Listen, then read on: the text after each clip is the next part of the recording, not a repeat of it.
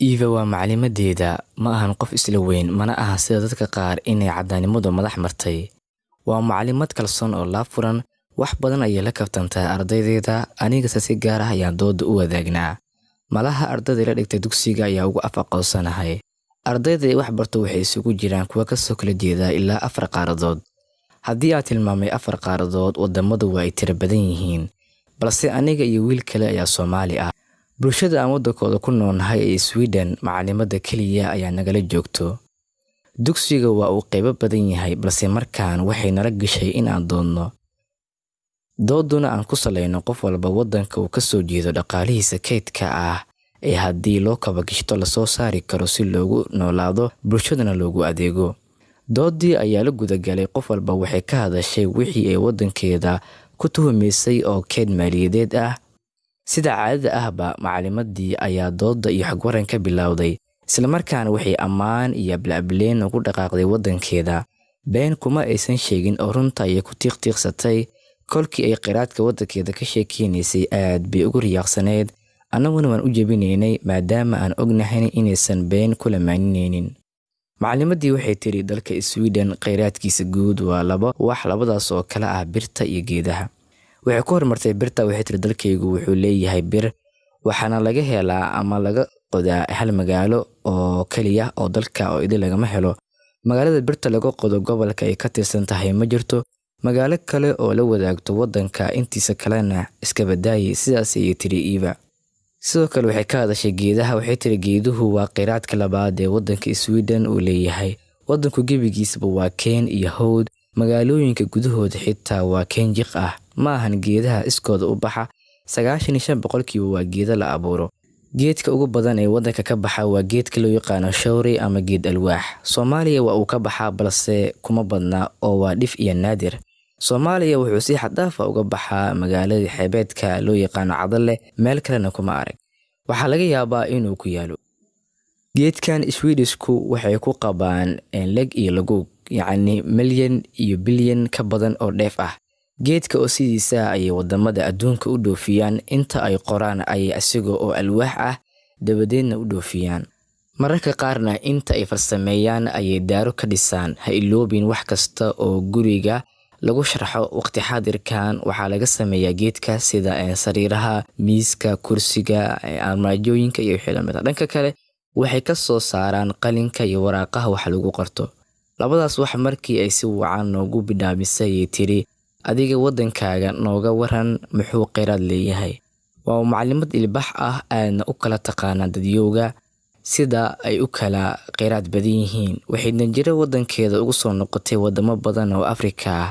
Waxaa dhinacyadeeda fadhiya arday ka kala yimid wadamada Suuriya, Ciraaq, Eritrea, Ethiopia, Turkiya, Nigeria, Hungary, Croatia, Iran, Bangladesh, Hindiya iyo Jili.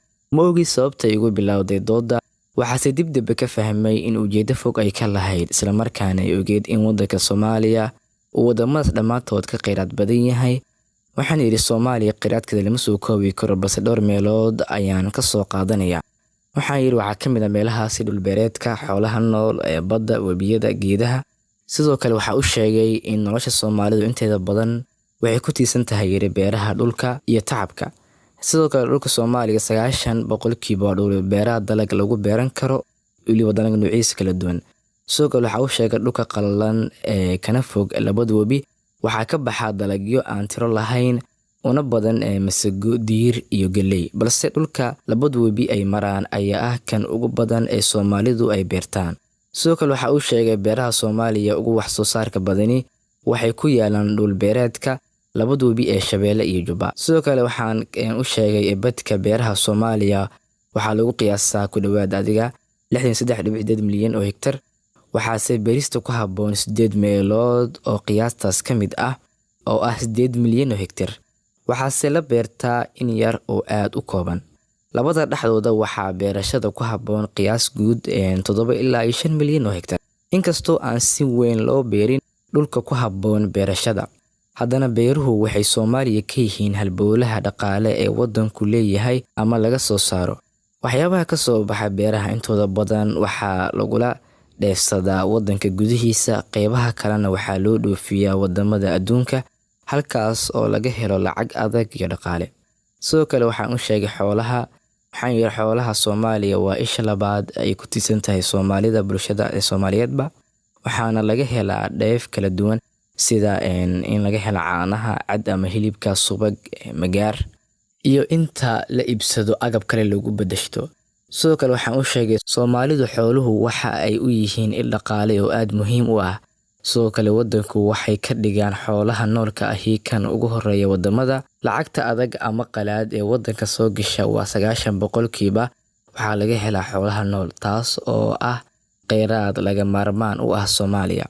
Sidoo kale waxaan ka hadlay badda Soomaaliya, waxaan yiri badda waxay ka mid tahay kheyraadka ugu qiimaha badan ee Soomaalidu leedahay. Sidoo kale waxaa dhahay dhererka badka Soomaaliya waa 3333 kiiloomitir, taasoo Soomaaliya ka dhigaysa wadanka labaad ee ugu xeebta dheer qaaradda Madow. Saddexda badood ee ugu waaweyn oo kala ah badda Pacifiga oo ah tan koobaad ee ugu biyaha badan, badda Atlantika ah, talabaadna waa Indian Ocean badda loo yaqaan oo ah tan heerka saddexaad, ayaa Soomaaliya qaybta ugu dheer ee ugu beeray. Badda Soomaaliya waxay dabooli kartaa dhammaan baahiyaha dadeed ee wadanka haddii maareyn iyo maamul dhab ah loo helo. Sidoo kale waxaan ka hadlay webiyada Soomaaliya.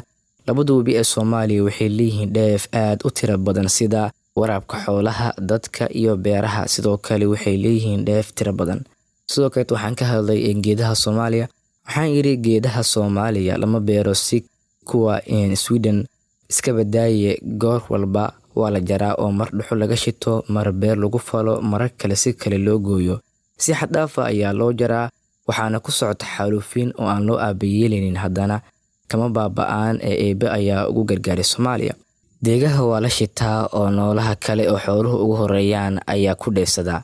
Isla markaana Soomaalidu geedaha si dadban iyo si toos ahba waxay ugu mid yihiin kheyraadka dabiiciga.